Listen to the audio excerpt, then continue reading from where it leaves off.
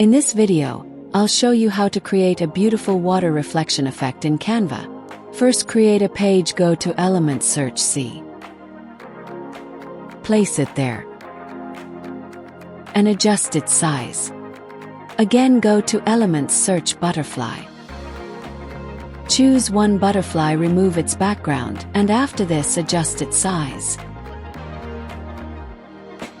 If you want to change its color, just adjust it to the one you like. Duplicate it.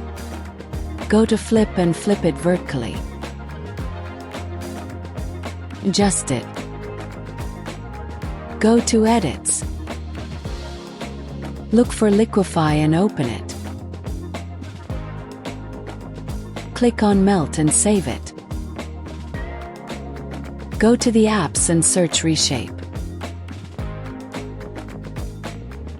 Open it. Click on Distort or Adjust Image. After adjust it, save it.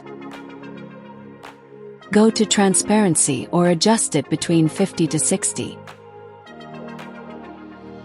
Look how amazing the design looks now.